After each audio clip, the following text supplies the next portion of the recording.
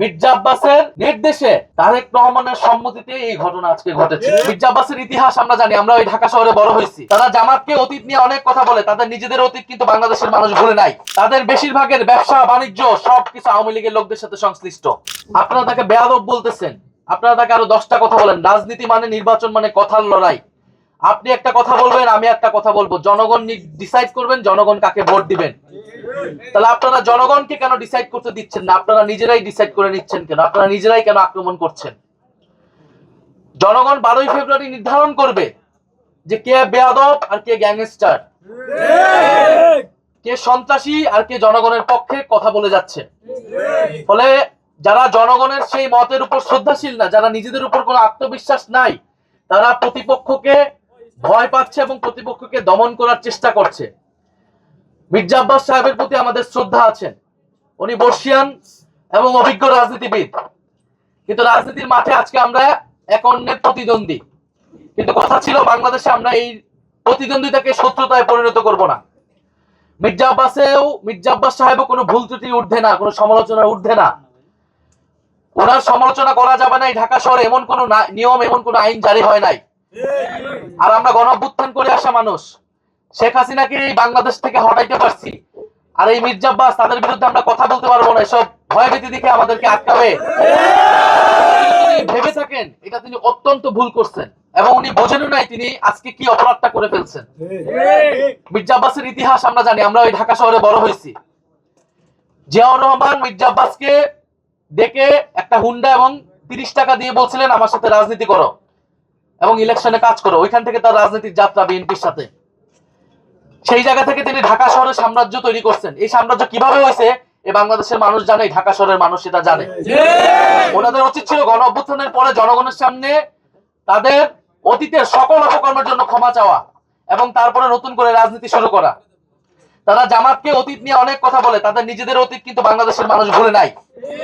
2001 থেকে 6 যে দুঃশাসন তারা তৈরি করেছে সেটা কিন্তু বাংলাদেশের মানুষ ভুলে নাই। ফলে অতীত ধরে কথা বলতে সবার অতীত ধরে কিন্তু আমরা কথা বলা শুরু করব।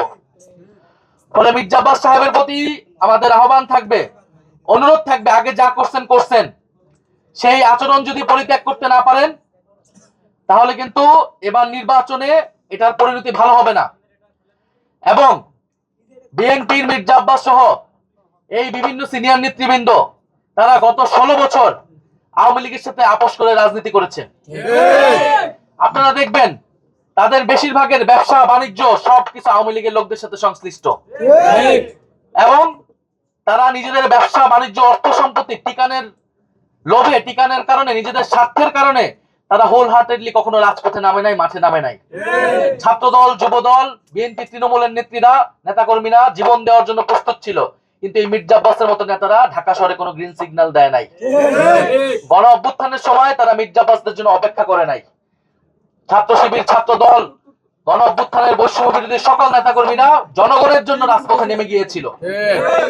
ফলে মির্জা আব্বাসের যে ব্যাংক ব্যালেন্স, তাদের যে ব্যবসা, তাদের যে সাম্রাজ্য, সে আওয়ামী লীগের সময় পুরোটাই ইনটেক ছিল এবং এটা বেশিরভাগ বিএনপি নেতাকর্মীদের আপনি দেখবেন খুঁজলে একই জিনিস পাবেন। একমাত্র ব্যতিক্রম ছিলেন বেগম খালেদা জিয়া। এই জন্য তাকে কি অবস্থা ছিল, কারাগারে তাকে মৃত্যুর মুখে পড়তে হয়েছিল। ফলে আমরা সেই অতীত ধরে কথা বলতে চাই না, বলতে গেলে অনেক কথা বের হয়ে যাবে। রাজনীতির মাঠে এসেছি, সুষ্ঠু নির্বাচন চাই। শরীফ ওসমান হাদী ঢাকা 8-এর মানুষের ভোটাধিকারের জন্য, গণতন্ত্র প্রতিষ্ঠার জন্য জীবন দিয়ে গেছেন। এই একই লড়াই আমরা কন্টিনিউ করতে চাই। কিন্তু আজকে যেটা হয়েছে এটা খুবই দুঃখজনক, খুবই ন্যাক্কারজনক এবং এটা অস্বীকারের চেষ্টা আরো বেশি ন্যাক্কারজনক। হাবিবুল্লাহ বাহার কলেজে একেবারে চিহ্নিত ছাত্রদলের ক্যাডার সন্ত্রাসীরা এটা পরিকল্পনা করে এটা করেছেন। মির্জা আব্বাসের নির্দেশে, তারেক রহমানের সম্মতিতে এই ঘটনা আজকে ঘটেছে।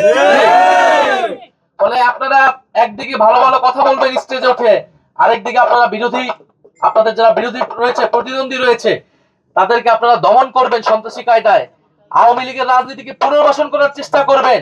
এইটা আমরা বাংলাদেশে হইতে দেব না। ফলে আজকে আমরা হুঁশিয়ারি দিচ্ছি নির্বাচন কমিশনের প্রতি।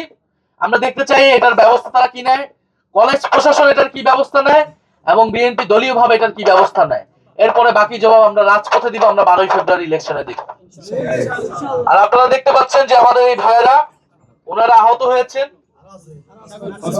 প্রায় প্রায় 12 জনের উপরে, সেটা শুধু অনেক মিডিয়াতেও এটাকে নেগেটিভ ভাবে যে ডিম মারা হচ্ছে, তোপের মুখে হচ্ছে, এইটা খুবই স্পষ্ট একটা পরিকল্পিতভাবে সন্ত্রাসী হামলা।